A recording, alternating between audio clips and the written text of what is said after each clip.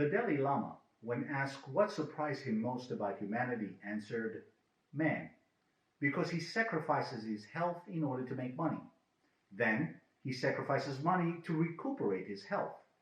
And then he's so anxious about the future that he does not enjoy the present, the result being that he does not live in the present or the future. He lives as if he's never going to die, and then dies, having never really lived." Greetings. My name is Joseph Yagar. Welcome to another Life in Perspective broadcast. My objective is to provide thought-provoking discussions so you can optimize your perspective on life. On Sunday, October 11th, 1987, I arrived in Great Neck, New York. It was a culture shock for me. Prior to living there, I only saw such neighborhoods in the movies. An opulent bubble, a short train ride from Manhattan. The very next day, Columbus Day, I hopped on the commuter train headed to the city. I was excited and nervous. Before my family moved to the US, my father would tell me of his travels to New York and the endless opportunity there. It was quite different from the impression I had, which was based on the 1970s TV series Kojak, the bald-headed, no-nonsense detective based in the crime-infested South Bronx. If you're familiar with it, you'd understand why the New York my father spoke of and the one I imagined were two very different worlds. So much so that I hid all but the $40 in my pocket in my socks, just in case I get mugged. Before I continue, please consider subscribing to the channel if you haven't already done so by clicking the subscribe link below. It's free and would be much appreciated.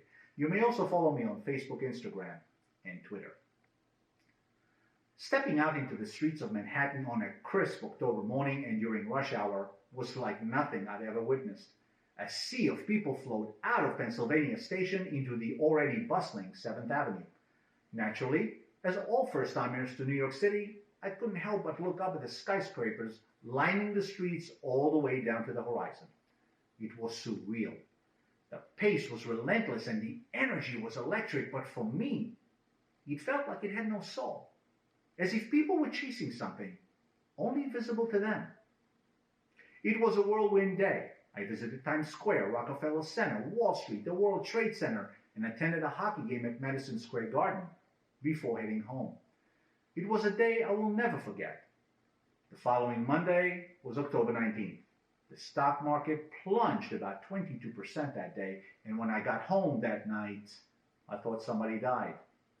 And as the days following the crash passed, the news of suicides, strokes, heart attacks, bankruptcies, and foreclosures started to emerge.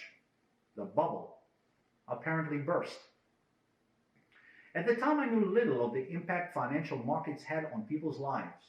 Money and financial markets had little significance to me at the time, which is why I didn't understand why there was a dark cloud over the neighboring towns. So many of its residents made their living on Wall Street. Many of the families we would see on a regular basis were rarely visible. The aura of invincibility faded. Like all economic cycles, the misery ended a few months later, but not without its casualties. It's only years later that I understood how dependent its society's self-image and health were on its financial value. The long hours, commutes, the high pressure of competitive environments, and the endless pursuit of more. The more I came to know the members of my community, the more I realized that much of what looked ideal as you drove down through the mention-lined streets wasn't so in reality. They spend more time commiserating about how tough it is to maintain what they have, the taxes they have to pay, the college tuition they shell out for multiple kids, and how at this rate, they don't know if they'll ever retire. Of course, that doesn't stop them from flying first class and staying where they are, as opposed to relieving some of that pressure. That is unlikely, considering what that would do to their image and what everyone else would think. Considering that human nature hasn't changed since Eve bit into that proverbial apple, I am surprised that the Dalai Lama is surprised. There's a lot to admire in human nature, but a change to its egocentricity isn't one of them. Being born good enough just isn't good enough, without the validation of others and the material possessions to prove it. No matter how hollow it may leave us, we can't help but crave more of it. We go on secret missions in search of meaning and end up right back in the comfort zone we hate, saying, one day I'm gonna, or tomorrow is another day. On both counts, we are right. One day we're indeed gonna be gone, and tomorrow is another day we may not get to see. So if we decide to live like we're never going to die, wouldn't we rather die having really lived? Please let me know what topics you would like my perspective on in the chat box below. Thank you for watching, and see you next time.